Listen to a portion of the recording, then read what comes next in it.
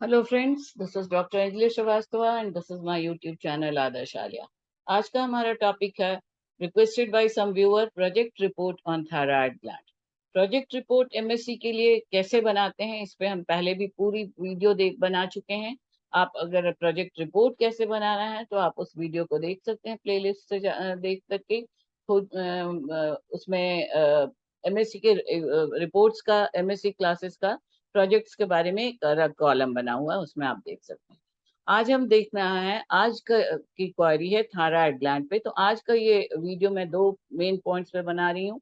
दो ये हम कह सकते हैं कि दो उद्देश्य हैं मेरे इस वीडियो के। पहला तो है कि आप प्रोजेक्ट रिपोर्ट कैसे बनाएंगी या बनाएंगे, वो हम देखेंगे। और दूसरा, थायराइड ग्लैंड पर मैंने अलग से कोई क्लास नहीं लिया था। थायराइड ग्लैंड एंडोक्राइन के सीरीज में जब मैंने पूरे सीरीज बनाए हैं वीडियोस के, तो उसमें थायराइड नहीं है। तो आज मैं ये दोनों पर्पस सॉल्व करना चाहती हूँ। एक तो प्रोजेक्ट रिपोर्ट, आप थ्योरेटिकल साइड अगर थायराइड का खाली बनाना चाहते हैं तो आप थायराइड की थ्योरी को अपने थ्योरी में भी यूज कर सकते हैं, एग्जामिनेशन पर्पस से भी और प्रोजेक्ट के लिए भी। और उसके बाद सबसे अंत के स्लाइड में मैंने important questions with thyroid related दे दिए हैं। So let us quickly start with the project report. Project report में क्या क्या रहता है ये हम पहले देख चुके हैं। पहला आपका जो इंडेक्स होगा, इसकी एक मैंने यहाँ पे सैंपल जस्ट दे दिया है रिकॉल करने के लिए। मुझे लगता नहीं है कि बहुत ज्यादा जरूरत है आपको इसकी। आप पहले स्लाइड से देख सकते हैं। So let us start with this.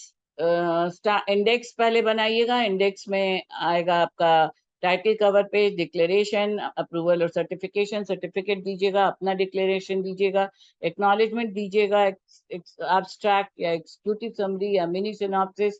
Then table of contents आएंगे, इनको आप पेज नंबरिंग आएगी, list of figures, tables, symbols and abbreviations जो आप यूज कर रहे हैं अपने प्रोजेक्ट में। अगर आपने कुछ सिंबॉलिक टर्म्स यूज किए हैं, कुछ एब्रिविएशंस दिए हैं, तो उनका लिस्ट एक बनेगा। नंबरिंग ऑफ पेजेस, पेजेस की नंबरिंग आपको करनी है।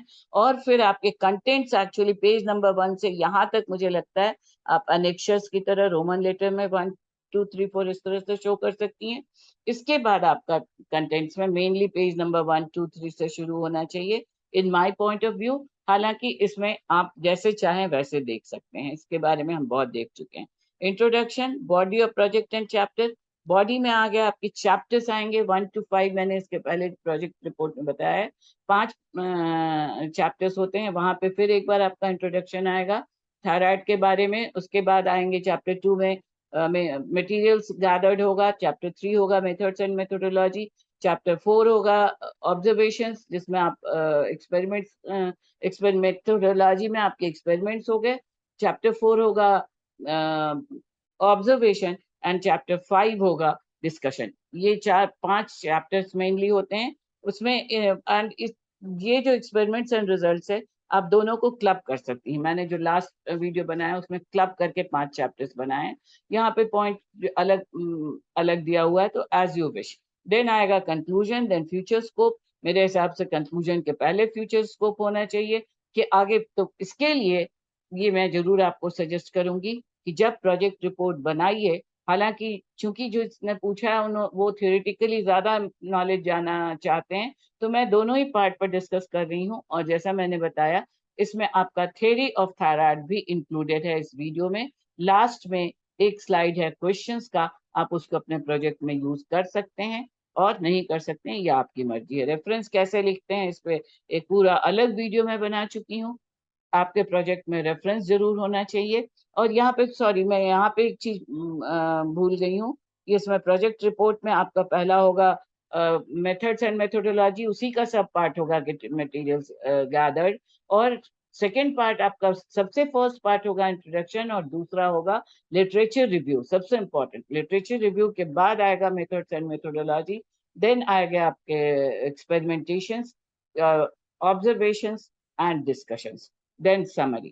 So that will be the numbering. Then appendices, that is कुछ भी additional information अगर आप देना चाहें जो आप प्रोजेक्ट बना रहे हैं उस पर। then this slide says chapters आपके क्या क्या होने चाहिए। मेन बॉडी में इंट्रोडक्शन चैप्टर होगा, लिटरेचर रिव्यू होगा, 3 to 4 चैप्टर्स, 3 4 5 6 आप इसमें अगर आपको ज़रूरत लगे तो आप बढ़ा सकते हैं, पर अगर आपका ये प्रोजेक्ट ही सिर्फ थ्योरेटिकल नॉलेज पे है तो आप एक्सपेरिमेंटेशंस कैसे डालेंगे? इसलिए मेरा ये एडवाइस है कि अगर आप प्रोजेक्ट बना रहे हैं तो उसको इम्प्रेसिव बनाने के लिए छोटा सा ही सही 5, 6, 7 दिन का ही एक सर्वे आप कर लीजिए सिंपली। थायराइड हम हार्मोनल डिसऑर्डर्स में देख चुके हैं कि थायराइड एक ऐसा हार्मोन है जो बहुत ही इंपॉर्टेंट हार्मोन है, कंट्रोल्ड होता है पिट्यूटरी से और फिर बॉडी के ईच एंड एवरी सिस्टम को किसी न किसी तरीके से अफेक्ट करता है। तो इसके डिफरेंट जो हाइपरथायराइडिज्म के केसेस, हाइपोथायराइडिज्म के केसेस, जेनेटिकल केसेस, कैल्सिटोनिन में जो कैल्शियम रेगुलेशन के केसेस, इन सब पे आप एक छोटा सर्वे अपने फैमिली बेसिस पे, अपने लोकेलिटी बेसिस पे कर सकते हैं। तो उससे आप experimentation, observation, discussion, results, tabulation, graphs, ये सारा आप प्रिपेयर कर सकते हैं, जिनसे कि आपका आंसर, आपका प्रोजेक्ट बहुत इम्प्रेसिव बन सकता है, बहुत ज्यादा एफर्ट भी नहीं करना पड़ेगा। This is my suggestion and it's up to you. अगर आप एक्सपेरिमेंटेशंस नहीं करेंगे तो प्रोजेक्ट में आपका ऑब्जर्वेशन एंड डिस्कशन वाला part, table, flow charts, diagrams, tabular representation कैसे आएगा? तो एनीवे ये आपके ऊपर है। डिपिक्शन ऑफ प्रोजेक्ट को अगर आप बहुत अच्छा बनाना चाहते हैं, along with simulation results with good resolution and clarity, so you must have some experimental part in your project. So let us come to the topic, thyroid gland. Thyroid gland पे जब आपको प्रोजेक्ट बनाना है तो इन headings के अंदर आप project बनाइए या आप थ्योरी में पढ़िए। मैंने दोनों पॉइंट ऑफ व्यू से ये वीडियो बनाया है। थायराइड पर मैं अलग से क्लास नहीं ले पाई हूँ, तो we are discussing here together. Introduction, thyroid gland क्या है, कहाँ पाया जाता है? बहुत ही कॉमन इंट्रोडक्शन आप दे सकती हैं कि बहुत सारे लोगों में घेगा रोग पाया जाता है, जो थोड़ा एनलार्जमेंट ऑफ नेक रीजन हो जाता है, दैट इज थायराइड ग्लैंड। वहां से इंट्रोडक्शन शुरू कीजिए। आउटलाइन, आपका जो चैप्टर्स आप डिस्कस करने जा रहे हैं, प्रोजेक्ट का एक आउटलाइन बना दीजिए। क्या क्या पॉइंट हैं, जैसे फंक्शन हो गया, लोकेशन हो गया, फंक्शन हो गया, तो ये एक आउटलाइन हो गया। लोकेशन, इसमें अलग से भी एक पॉइंट दिया हुआ है। Location we will see, structure we will see, synthesis of hormones we will see, कैसे हार्मोन्स थायराइड ग्लैंड के फॉलिकल्स में सिंथेसाइज होते हैं और ब्लड के थ्रू डिस्ट्रीब्यूट होते हैं। Mode of action, that is functions में क्या क्या फंक्शंस हैं थायराइड हार्मोन के, क्या क्या डिसऑर्डर्स होते हैं, उनका इफेक्ट्स को हम डिसऑर्डर्स में देख सकते हैं कि प्रभाव क्या होता है, क्या इफेक्ट होता है थायराइड हार्मोन्स का, और उनके कुछ भी इम्बैलेंस अगर हो तो क्या क्या डिसऑर्डर्स हो सकते हैं। रेगुलेशन, कैसे आप उसको रेगुलेट कर सकते हैं, डिसऑर्डर्स को रेगुलेट करने के लिए। Naturally that will include disorders को डिटेल्स में देखेंगे फिर हम। And then the last point must be here, that will be treatment. So we will go through these points. What is thyroid gland? It is a ductless endocrine gland situated in anterior front portion of the neck. As we are looking here, this is the location of the thyroid gland. ये एक बहुत ही खूबसूरत आपको दिख रहा है, यहाँ पे प्रेजेंटेशन बहुत सुंदर से दिखाया है एक फोटोग्राफ से। This is the neck region, जहाँ पर ये जो ट्रैकियल रीजन है, इस ट्रैकिया का, this is the larynx, and trachea जहाँ पे एंड हो रहा है, जहाँ वोकल कॉर्ड होता है, ये है ट्रैकिया, और इन दोनों के बीच में this is the thyroid gland. Thyroid gland दो बाइलोब स्ट्रक्चर है। ये हम थोड़ा सा पहले भी देख चुके हैं, एनीवे अभी हम देख रहे हैं। This is the thyroid gland comprising of these two lobes, giving a shape of a butterfly. And one more point I would like to correct myself. किसी एक वीडियो में मैंने बटरफ्लाई ग्लैंड पैराथायराइड को बताया, that is wrong. Parathyroid glands are situated behind these two lobes of thyroid gland. वो 4 होते हैं number में, छोटे छोटे, और ठीक इनके पीछे वाले रीजन में these are the regions, locations, जो कि यहाँ जैसे चूंकि हम इसको सामने से देख रहे हैं, डोर्सल व्यू है, तो यहाँ पे नहीं है ये। इस अगर थायराइड को हम निकालें तो थायराइड के पिछले हिस्से में ये 4 पैराथायराइड दिखाई देंगे। This is just a correction जो मेरे पहले किसी वीडियो का।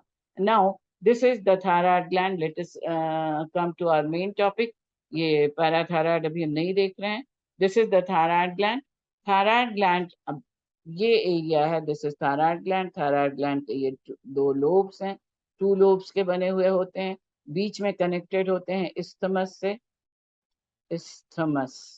और it is richly supplied with the blood vessels, क्योंकि हम जानते हैं कि जो एंडोक्राइन ग्लैंड्स हैं वो सिक्रीट करते हैं हार्मोन्स, जिन जो सर्कुलेट होते हैं पूरी बॉडी में अपने पूर्व फिजियोलॉजिकल फंक्शनिंग के लिए, हार्मोनल रेगुलेशन के लिए, वो सारा थ्रू ब्लड होता है। तो ब्लड सप्लाई, ये दो कम कैरोटिड आर्टरीज हैं, इनके ब्रांचेस आगे की तरफ नेक में जा रहे हैं, and this is the thyroid artery. The common carotid arteries हो गए, इनसे ये ट्रैकिया हो गया, ये इंटीरियर थायराइड आर्टरी हो गई, this is the thyroid artery, जिस and this is another superior, this is inferior thyroid नीचे से देता है, ये सुपीरियर ऊपर से सप्लाई करता है।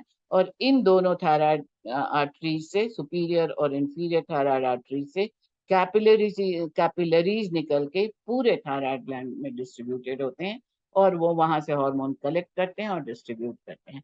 So this is the introduction of thyroid gland, location of thyroid gland, outline of thyroid gland. This is the history of thyroid gland. Thyroid is the name after Thomas Wharton, जिन्होंने ये shield की तरह का जो वहां पे प्रचलित थी, ग्रीक शील्ड, उससे चूंकि ये रिजेंबल करता है, तो उन्होंने पहली बार स्टडी किया, तो उनके नाम के after the name of Thomas in 431 BCE, this name thyroid has been given.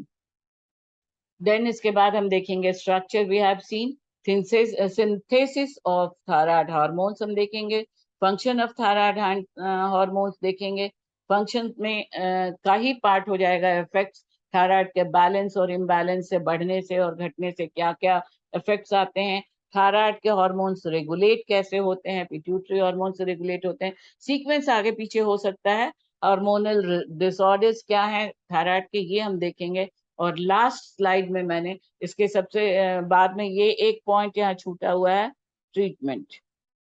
Treatment will be the last topic discussed. और सबसे लास्ट स्लाइड में मैंने कुछ इंपॉर्टेंट क्वेश्चंस जो मुझे लगे हैं कि आया पूछा जा सकता है या मुझे मिले हैं, वो आप किसी भी संदर्भ में उन क्वेश्चंस को ले सकती हैं। ऑब्जेक्टिव क्वेश्चंस भी उसमें हैं, शॉर्ट आंसर क्वेश्चंस भी आ सकते हैं, और लॉन्ग आंसर क्वेश्चंस भी उसमें से कुछ आ सकते हैं। तो in this way, in this sequence we are going to see, not exactly in this sequence, these are the points which we are going to see in the upcoming slides.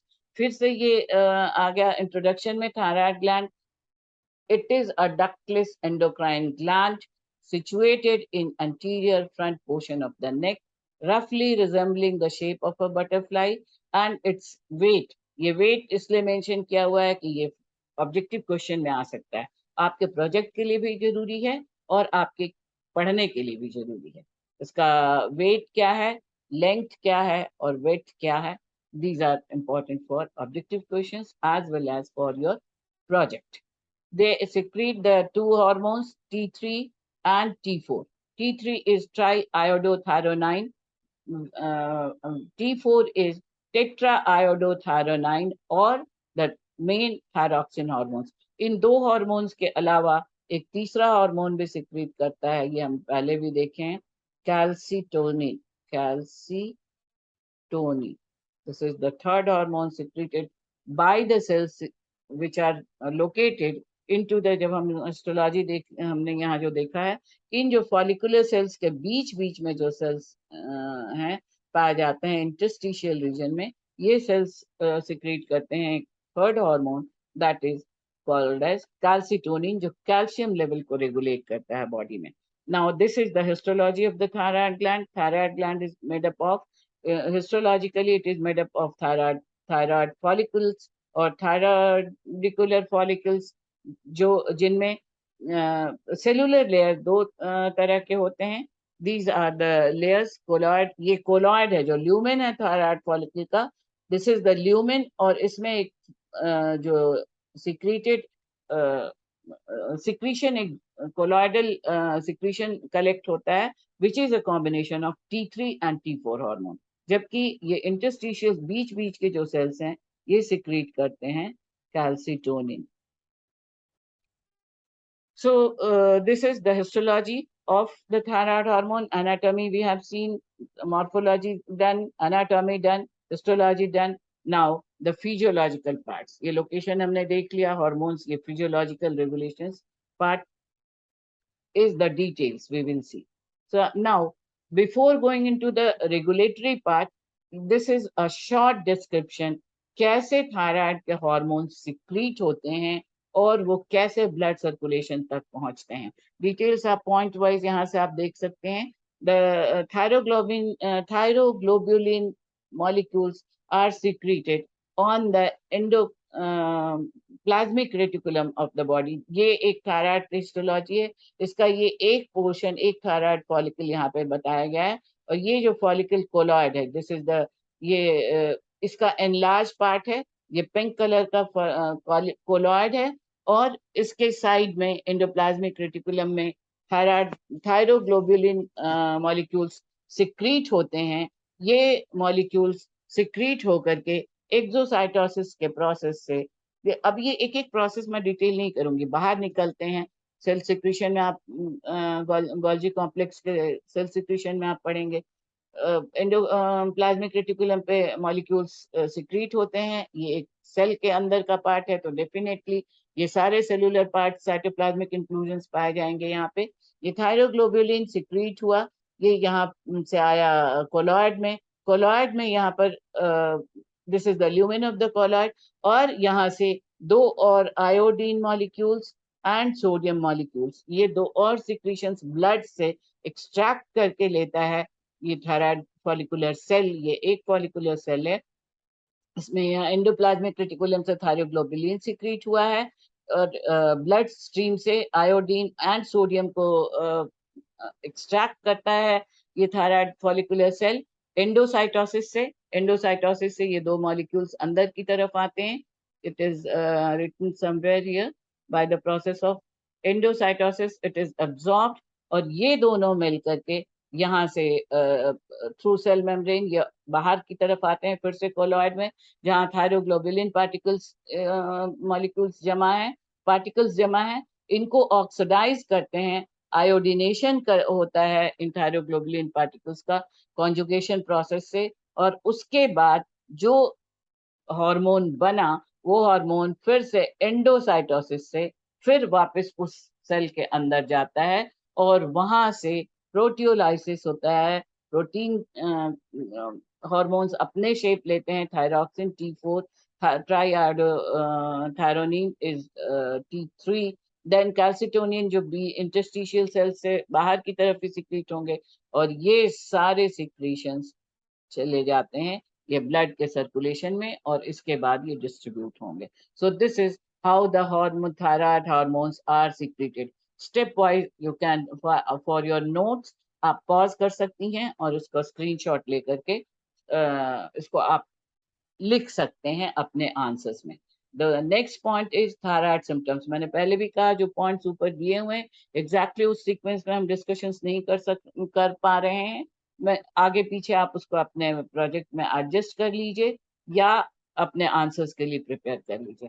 अब हमने देखा थायराइड कहाँ है वो देख लिया, उसका structure देख लिया, उसमें हार्मोन्स की सिंथेसिस कैसे हुई, कौन कौन से हार्मोन सिंथेसाइज हुए, वो ब्लड में पहुंचे और ब्लड में पहुंचने के बाद उनको सिक्रीट करने के लिए, ये हमने पहले भी देखा हुआ है.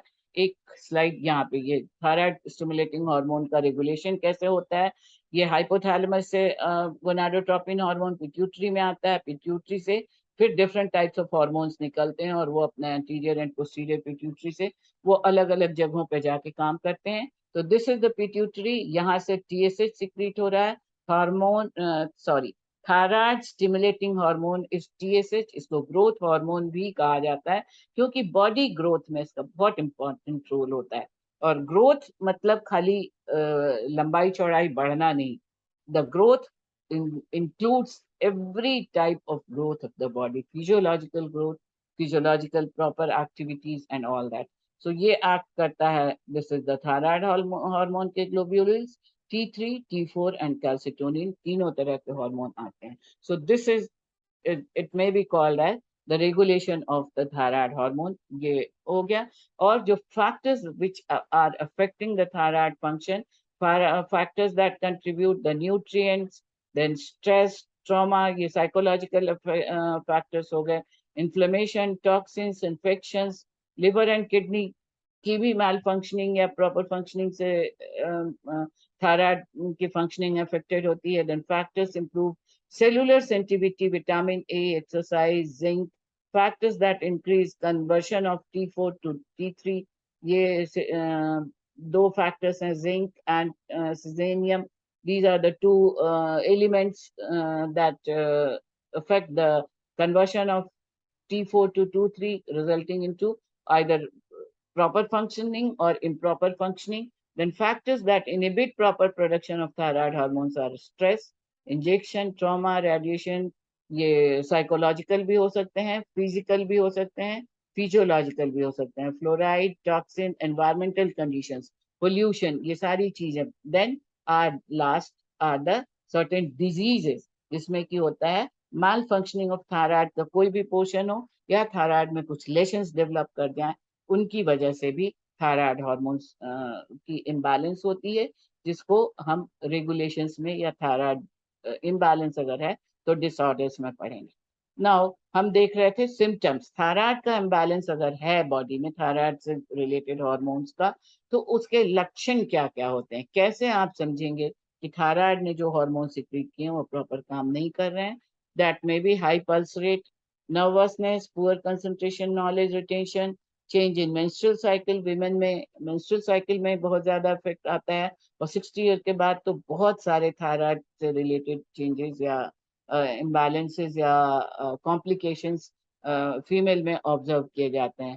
Increased heart rate, pulse rate जिसको कहते हैं, मसल एक्स, मसल्स में जो पेन होता है जिसको हम इन जनरल बॉडी एक्स कहते हैं, weight gain, excessive weight gain हो सकता है, हाई लेवल ऑफ कोलेस्ट्रॉल हो सकता है, फैटिगनेस हो सकता है, क्लीमी स्किन हो सकता है, वेट लॉस हो सकता है, ट्रेमर्स हो सकते हैं, increased या decreased appetite हो सकता है।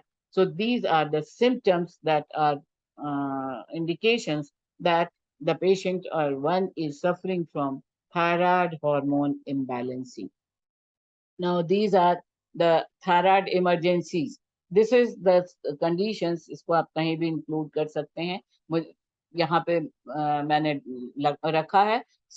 आप अपने सीरीज में, अपने सीरियल में या अपने कंटिन्यूएशन में लास्ट स्लाइड में भी इसको आप डाल सकते हैं कि थायराइड कब इमरजेंसी, अदरवाइज थायराइड की जितनी भी इम्प्रॉपरनेस है, डिसऑर्डर्स हैं, इम्बैलेंस की वजह से है, इवन थायराइड पूरा का पूरा ग्लैंड भी बहुत बार अपना काम वो नहीं करने लगता है। कुछ ऐसे केसेस आते हैं, हम आगे देखेंगे, जिनमें थायराइड को इम्यून सिस्टम की व्हाइट ब्लड कॉर्पस्कल्स थोड़ा मिटिगेट करने लग जाते हैं इम्यून सिस्टम को, और वो थायराइड ग्लैंड को डिस्ट्रॉय करने लग जाते हैं। तो इवन वैसी अवस्था में थायराइड नहीं भी रहे तो ऐसा नहीं है कि फेटल कंडीशंस बहुत कम होते हैं।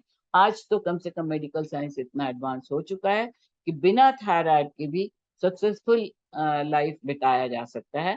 तो इसी बट अनट्रीटेड कंडीशन नहीं होना चाहिए, ट्रीटमेंट जरूरी है। अगर हम ट्रीटमेंट पर ध्यान दें तो थायराइड की ये सारी इमरजेंसी केसेस, जिनको हम इमरजेंसी केसेस कहते हैं, irregular heart beat, tachycardia, increase body temperature, hypothermia, बहुत ज्यादा गर्मी लगती है, rapid muscles weakness, these are the myxoedema, जो कैंसरस कंडीशन भी हो सकता है, ये हेल्थ के बहुत सीवियर इमरजेंसी कंडीशन है।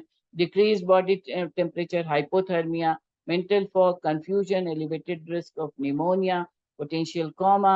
These are the emergency conditions which should be treated when the thyroid conditions should be taken very urgently, और इनको बहुत सक्सेसफुली हम ट्रीट कर सकते हैं। So now the functions of thyroid gland. Thyroid gland क्या क्या फंक्शन करता है, ये फिर से एक रिपीटिशन ही है जो अभी तक हम देखते आए हैं। हाइपोथैलेमस से किस तरह से thyroid hormone, anterior pituitary, hypothalamus से गोनाडोट्रोपिन हार्मोन आता है, पिट्यूटरी को एक्टिवेट करता है, pituitary thyrotropin releasing hormone secrete करता है, जो फिर जैसे थायराइड स्टिमुलेटिंग हार्मोन आते हैं, थायराइड पे काम करता है, T3 T4 आते हैं और यही हार्मोन यहाँ पर जब T3 T4 कैल्सिटोनिन थायराइड के हार्मोन सिक्रीट होते हैं तो उनका कुछ पार्ट जब एफिशिएंट सफिशिएंट मात्रा बॉडी में सिक्रीशन हो जाता है तो नेगेटिव फीडबैक से फिर से हाइपोथैलेमस को मैसेज भेजते हैं और पिट्यूटरी को ये थायरॉक्सिन हार्मोन्स ही स्टॉप करते हैं, that is called as negative feedback mechanism. So this is called as thyroid system. This may be here it is looking like the repetition but ये important था तो मैंने mention किया. फिर ये जो है again this is how these thyroid hormones are secreted. Thyroid एक important fact है. Thyroid hormone, so thyroxine is the only hormone in the body that absorbs iodine. यही एक हार्मोन है जो आयोडीन जो ब्लड में से एब्जॉर्ब करता है और उसको फंक्शनल बनाता है. अदरवाइज आयोडीन कुछ इम्बैलेंसेस कुछ इरेगुलरिटीज की भी वजह हो सकता है. नाउ थायराइड ग्लैंड डिसऑर्डर्स, क्या क्या थायराइड ग्लैंड के हार्मोन से ग्लैंड डिसऑर्डर्स का मतलब थायराइड के जो हार्मोन्स हैं उनके डिसऑर्डर्स उनके ज्यादा होने से भी और कम होने से भी. हमने पहले भी देखा एंडोक्राइनोलॉजी में कि हार्मोन्स का प्रॉपर टाइनी अमाउंट और उतना ही टाइनी उसको होना जरूरी है. ज्यादा होगा तो भी इम्बैलेंस कंडीशंस होंगे और कम होगा तो भी इम्बैलेंस कंडीशंस होंगे. सो जो मेनली जो इम्पोर्टेंट कैरेक्टर्स हैं डिसऑर्डर्स में आता है goiter, excessive enlargement of thyroid gland from obstructing the esophagus or other organs in the neck and chest by causing difficulty to eat and breathe. जो घेघा रोग जिसको कहते हैं, थायराइड ग्लैंड का काफी इनलार्ज हो जाता है और वो जो फूड कैनाल है, फूड पाइप जो है उसको चोक करने लगता है, रेस्पिरेटरी ट्रैकेल रीजन को चोक करने लगता है. तो ईटिंग ब्रीदिंग में सबसे पहले अनइजीनेस क्रिएट होता है. इसके अलावा these problems may be due to excess secretion of hormones, unusual growth of the gland, malignant lumps. तो ये excess और deficient secretion से हाइपो एंड हाइपरथायराइडिज्म के केसेस होंगे. और दोनों ही कंडीशन में एनलार्जमेंट हो सकता है जिसकी वजह से जिसको हम कहते हैं कुछ इम्प्रॉपर कंडीशंस, अनहेल्दी कंडीशंस हो सकते हैं बॉडी फंक्शनिंग में, इम्बैलेंस हो सकता है. और थर्ड रीजन है थायराइड कैंसर. लम्प्स बन सकते हैं जो कि बनाइन भी हो सकते हैं और मैलिग्नेंट भी हो सकते हैं. ये थायराइड कैंसर ये चार मुख्य तरह के होते हैं: papillary thyroid cancer, follicular thyroid cancer, medullary cancer and anaplastic thyroid cancer. चार तरह के ये थायराइड के कैंसर्स हो सकते हैं. Now the symptoms of hyperthyroidism. This condition is hyper मतलब मोर, ओवर, ज्यादा एक्सेसिव सिक्रीशन हो जाए थायराइड का. तो उस कंडीशन में जो डिसऑर्डर्स क्रिएट होते हैं, जो बीमारियां, जो लक्षण, जो सिम्टम्स दिखाई देते हैं, सबसे पहला है Hashimoto disease, then thyroiditis, that is the inflammation of thyroid, then iodine deficiency. अगर हार्मोन का हाइपर ज्यादा सिक्रीशन होने लगे तो उसकी वजह से आयोडीन की डेफिशिएंसी होने लग जाती है, क्योंकि वो आयोडीन एब्जॉर्प्शन ज्यादा होने लगेगा तो बॉडी में आयोडीन की डेफिशिएंसी हो जाएगी. Non functioning thyroid gland, when thyroid doesn't work correctly, ये कंजेनाइटल भी हो सकता है, दैट इज बर्थ से ही प्रॉब्लम्स इसमें आ सकते हैं. इसके लक्षण हम आगे की तरफ आगे के स्लाइड्स में मैंने कुछ फोटोग्राफ्स भी दिए हैं जिनमें हम देखेंगे ये कंजेनाइटल आयोडीन डेफिशिएंसी की वजह से इस तरह के इफेक्ट आते हैं. ये है घेघा रोग, ये oral goitre due to homeostatic imbalance. Thyroid का होम्योस्टैटिक इम्बैलेंस की वजह से हाइपर भी होने से गाइटर दिखता है और हाइपो होने से भी गाइटर का रिजल्ट आ सकता है. So we were looking into the thyroid deficiency results, goiter, cancers. Then, so these are the hyperthyroidism की, दैट इज एक्सेसिव थायराइड का प्रोडक्शन होने लगे, तो मेडिटेशन से इसका, इस एक्सेसिव अगर हाइपरथायराइडिज्म बहुत ज्यादा हो जाए, सीवियरिटी आ जाए, तो इसका only treatment successful, the most successful method of treatment is thyroid gland removal. जैसा मैंने पहले भी बताया, थायराइड ग्लैंड रिमूवल के बाद भी बहुत सक्सेसफुली नॉर्मल लाइफ लीड किया जा सकता है through medications. Different type of medicine अब सिंथेसाइज हम करने लग गए हैं, मेडिकल वर्ल्ड बहुत इम्प्रूव कर चुका है। So this is hyperthyroidism. Then comes the hypothyroidism, मतलब under secretion of the thyroid hormones. T3 T4 hormones का सिक्रीशन अगर जरूरत से कम हो रहा है, तो उसकी वजह से, ओवर सिक्रीशन की वजह से भी अच्छा, ये Hashimoto's disease, this is to be important, कि ये हाइपर सिक्रीशन के भी से भी रिजल्ट हो सकता है, जिसमें ऑटो इम्यून, इसकी वजह से, हाइपर सिक्रीशन की वजह से जो थायरॉक्सिन हार्मोन ज्यादा सिक्रीट हो रहा है, वो एक स्यूडो कंडीशन करके नेगेटिव फीडबैक से रोक देता है हाइपोथैलेमस एंड पिट्यूटरी को ज्यादा हार्मोन, थायरॉक्सिन हार्मोन बनाने से, जिसकी वजह से बॉडी में हाइपोथायराइडिज्म की कंडीशन हो जाता है। तो इसलिए हैशिमोटोज डिजीज, डोंट गेट कंफ्यूज, कि दोनों जगह मेंशन है। एक्चुअली हैशिमोटो डिजीज की वजह तो है हाइपोथायराइडिज्म, पर हाइपरथायराइडिज्म भी कॉज कर सकता है Hashimoto appearance by pseudo stopping of the by the pseudo creating pseudo hyper condition, ज्यादा सिक्रीट होता है, तो उसका एक बॉडी को अगर ऑटो इम्यून सिस्टम गड़बड़ काम करने लगे, तो एक मैसेज चला जाता है ब्रेन को कि जरूरत से ज्यादा सिक्रीशन हो चुका है, जबकि हुआ नहीं, सिक्रीशन की अभी और जरूरत है। बट WBC जो सेल्स हैं, टी सेल्स जो हैं बॉडी के, इम्यूनाइजेशन या इम्यून सिस्टम को जो कंट्रोल करते हैं, वो एक मैसेज दे देते हैं ब्रेन को, नेगेटिवली फीडबैक से वो स्टॉप कर देता है थायरॉक्सिन हार्मोन का सिक्रीशन थायराइड ग्लैंड, और जिसकी वजह से हाइपोथायराइडिज्म की कंडीशन आ जाती है, और तब ये हाशिमोटोज डिजीज आता है। इसलिए अगर दोनों जगह है तो कंफ्यूज नहीं होइए। Then causes of hyperthyroidism and hypothyroidism may result into the Graves disease, thyroid nodules, that is the cancerous growth, that may be benign, that may be malignant. Then thyroiditis, inflammation of thyroid gland, and postpartum thyroiditis, that is after giving birth of child. कभी कभी एकदम से बहुत cases ऐसे होते हैं कि बच्चे के बर्थ के बाद, चूंकि वो बर्थ के समय पूरा,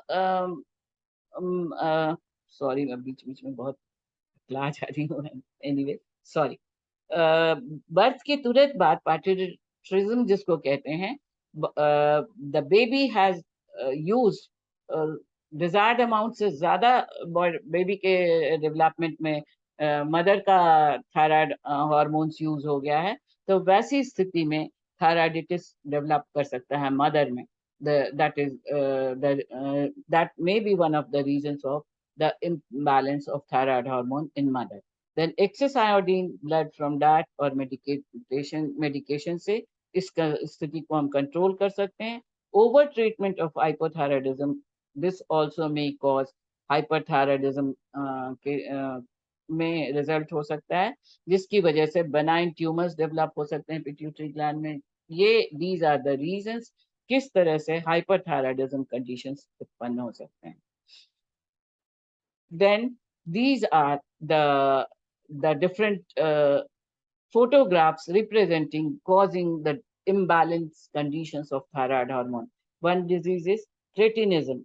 Cretinism में मेंटल रिटार्डेशन हो सकता है अगर इसको अर्ली चाइल्डहुड में, जैसा मैंने पहले बताया, ये पोस्ट पार्टरिज्म की वजह से कभी कभी मदर एंड बेबी दोनों इफेक्टेड हो जाते हैं। जो मदर का थायराइड हार्मोन है, मदर का थायराइड ग्लैंड ओवर एक्टिव हो जाता है, बेबी का अगर थायराइड फुली डेवलप नहीं है, तो बेबी यूज करने लगता है मैटरनल थायराइड हार्मोन को, जिसकी वजह से मदर में डेफिशिएंसी प्रोड्यूस हो जाती है थायराइड हार्मोन की, और बेबी का ऑलरेडी थायराइड डेवलप नहीं हुआ है, प्रॉपर फंक्शनिंग नहीं हो रही है, पर ये अर्ली स्टेजेस में डिटेक्ट नहीं होता है, जिसकी वजह से, क्योंकि उसके पास थायराइड हार्मोन का अमाउंट उसके डेवलपमेंट में मदर से ही होने लग गया है। तो जब बेबी इंडिपेंडेंट एग्जिस्टेंस में आता है, तो उसमें जो इनिशियल कैरेक्टर्स हैं वो प्रॉपर ही दिख रहे हैं। तो जब तक ये डिटेक्ट होता है कि बेबी का थायराइड प्रॉपर काम नहीं कर रहा है, तब तक बहुत सारी ऐसी बीमारियां या इरेगुलरिटीज डेवलप होने लग जा सकती हैं बेबी में, दैट कॉजेज द क्रिटिनिज्म, एक कंडीशन जिसमें मेंटल रिटार्डेशन का एक कैरेक्टरिस्टिक्स है। इसलिए अगर इसको प्रॉपरली ट्रीट कर लिया जाए, डिस्कवर्ड अर्ली, अगर इसको डिस्कवर कर लें, ब्रेन पर का इफेक्ट, मेंटल रिटार्डेड कंडीशंस को अगर वेरी अर्ली स्टेजेस में डिटेक्ट हो जाए, तो रिवर्स किया जा सकता है to some extent, will prevent mental retardation. पर ये नहीं हो पाता है। ये कंजेनाइटल डिजीज है जो जेनेटिक वजह से भी हो सकते हैं, और अगर ये mental retardedness due to hormonal thyroid hormones deficiency दिखने लग जाता है, तो उसकी मेन वजह ये है कि अर्ली स्टेजेस में डिटेक्ट नहीं हो पाया कि baby is suffering from the thyroid disbalance. So that is one reason. Then ये हम देख चुके हैं, congenital iodine deficiency associated with lack of iodine, that that is again the genetic disorder it may be considered as. Even cattle and goats and apart from human भी thyroid deficiency वो होगी ही, क्योंकि जहां भी थायराइड ग्लैंड है और thyroid के hormone produce हो रहे हैं, ये एक goitre, this is a picture photograph of a gout developed in a goat. Now this is another Graves disease, eyeball protrude, eyeballs protrude कर जाते हैं, that is a result of hyperthyroidism, over thyroidism से eyeball बहुत निकले हुए दिखाई देते हैं, that is another disorders condition or improper condition of thyroidism, that is called as Graves disease after the name of its discoverer. Then this is the swollen neck, ये बहुत ज्यादा swollen नहीं है, बट स्टिल ये गॉटर के stage तक अभी तक नहीं पहुंचा है यहाँ पर disease, but still enlarge neck, it is due to the swelling in the enlargement of the thyroid gland. अगर इनिशियल स्टेज में इसको डिटेक्ट कर लिया जाए तो इसे रिवर्ट कर सकते हैं। Now these are the characters due to hypothyroidism, thyroid hormone की डेफिशिएंसी हो तो ये सारे सिम्टम्स दिखाई देते हैं, और एफिशिएंसी, ओवर एफिशिएंसी हो तो ये सिम्टम्स दिखाई देते हैं। These are the symptoms of hyperthyroidism and hypothyroidism. Hypo is deficient condition, hyper is more than efficient condition. तो इन दोनों दोनों चीजें नुकसानदेह हैं। ये हम हमेशा ही से देखते आ रहे हैं कि हार्मोन्स का ओवर प्रोडक्शन भी नुकसान करता है, हाइपर कंडीशन भी नुकसान करता है, हाइपो कंडीशन भी नुकसान करता है। नाउ दीज आर द, ये बीमारियों के बारे में अभी हम देखते हुए आ रहे हैं। Race disease we have seen, toxic adenomas, these are the adenomas are the over growth, nodules develop हो जाते हैं थायराइड ग्लैंड में। दिस इज द, इस तरह के नोड्यूल्स या मैलिग्नेंट या बेनाइन कंडीशंस डेवलप हो जाते हैं, that results into the development of adenomas that begin to secrete thyroid hormones even apart from the thyroid hormones, और भी कुछ सेल्स थायराइड का काम करने लग जाते हैं, upsetting the body's chemical balance, and that also may cause some type of goitis. Then subacute thyroiditis, inflammation of thyroid causing gland to leak excess hormones, this is the condition.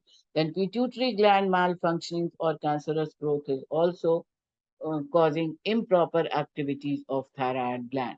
Then hypothyroidism, Hashimoto disease, these are we have already seen. कभी कभी thyroid के, अब ये जो disease condition है या imbalance conditions है, इनको ओवरकम करने के लिए थायराइड ग्लैंड को सर्जिकली रिमूव करके या केमिकली डिस्ट्रॉय करके भी नॉर्मल लाइफ स्पेंड करने के लायक पेशेंट हो सकता है through the proper medication. Exposure to excessive amount of iodine. These are the reasons. Lithium, iodine, these are certain hypothyroidism के वजह हैं जो improper functioning of thyroid की वजह से, improper balancing of thyroid hormones की वजह से कई एक disabilities या improper homeostasis को obstruct करते हैं या उसे उसकी लिमिटेशंस बढ़ा देते हैं. कभी कभी myxoedema coma is a type of cancerous growth in thyroid gland. So these are the reasons. Hashimoto's disease, ये व्हाइट ब्लड कॉर्पसल्स हैं, ये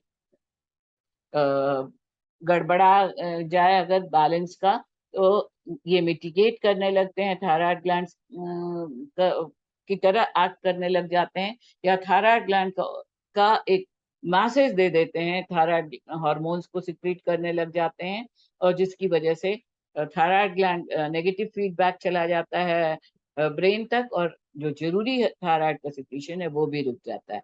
पिट्यूटरी ग्लैंड प्रॉब्लम्स की वजह से थायराइडिटिस कंडीशन प्रोड्यूस होते हैं. अगर पिट्यूटरी ग्लैंड में किसी तरह का एक्सेसिव ग्रोथ हो गया, कैंसरस ग्रोथ हो गया, जिसकी वजह से टीएसएच के सिक्रीशन में प्रॉब्लम आती है, तो थायराइड की फंक्शनिंग प्रॉपर हो जाती है. देन थायराइड नोड्यूल्स, इस तरह के अगर नोड्यूल्स प्रोड्यूस हो जाए किसी वजह से, जो जेनेटिक भी हो सकता है, एनवायरमेंटल भी हो सकता है, और न्यूट्रिशनल हो सकता है, बहुत सारे रीजन से ये सारे कंडीशंस प्रोड्यूस हो सकते हैं which cause the improper functioning of thyroid hormone. Can a person, this we have seen, yes, a person can live without a thyroid hormone by through proper medications. Now the treatment for thyroid hormone, इस treatment के लिए क्या क्या steps लिए जा सकते हैं, इसके डिटेल्स में हम यहाँ डिस्कस नहीं कर सकते हैं. ये सारे पॉइंट्स आप अपने नोट्स के लिए ले सकती हैं. किस डॉक्टर्स बहुत सारे ऐसे मेडिसिन अब बनाए जा चुके हैं, सिंथेसाइज किए जा चुके हैं, जो आयोडीन डेफिशिएंसी को मेंटेन करते हैं through the tablets, through pills, through injections, और बहुत बार एक्सरसाइजेज और रेगुलर हेल्दी प्रैक्टिसेस से भी इरेगुलर थायराइड कंडीशंस को मेंटेन किया जा सकता है. इसके बारे में भी हम इसके पहले के वीडियो में डिस्कस कर चुके हैं, जिसमें हमने पीसीओएस या पीसीओडी देखा है, उसमें मैंने डिटेल्स में डिस्कस किया हुआ है. Now these are the measures of treatments. Medication से कर सकते हैं, सर्जरी से कर सकते हैं, रेडियोथेरेपी या कीमोथेरेपी से हम इस कंडीशंस को रिवर्ट कर सकते हैं. नाउ थायराइड कैंसर में these are certain additional informations, जिसके बारे में पॉइंट वीडियो काफी लंबा होता चला जा रहा है, इसलिए हम इसे ओमिट कर रहे हैं. इस डिटेल्स को हम आगे नहीं ले जा रहे हैं. दिस इज एडिशनल, इसको हम नीचे कर दें. So we have seen treatment देख चुके हैं हम, कॉमन फैक्टर्स देख चुके हैं, thyroid cancer, medications. These are how the medical conditions can be treated, and this is conclusion. So this conclusion is the summary of whatever we have discussed. Complex system of controlling level of thyroid hormones in your body. ये क्या क्या complex systems हैं? Your thalamus secret thyroid releasing hormone, ये system कैसे काम कर सकता है, ये सब कुछ हम देख चुके हैं. नाउ कैसे हम गुड प्रैक्टिसेस से, गुड फूड हैबिट से, ईटिंग हैबिट इंप्रूव करके भी थायराइड ग्लैंड के हार्मोन को इफेक्ट को रेगुलेट कर सकते हैं. अगर अनकंडीशनल कंडीशंस है तो उसको मेंटेन कर सकते हैं. ये फूड के सप्लीमेंट्स हैं जिनके थ्रू हमें मिल सकता है. And this is the last slide जिसमें क्वेश्चंस हैं. ये क्वेश्चंस, हर एक क्वेश्चन हम डिस्कस कर चुके हैं. So with this ends, do like, share and subscribe. I think कि आपके लिए दोनों तीनों चीजें, प्रोजेक्ट के लिए, थ्योरेटिकल ग्लैंड नॉलेज के लिए और क्वेश्चंस के लिए, ये सब के लिए ये आपका वीडियो यूजफुल होगा. Do like, share and subscribe the video and press the bell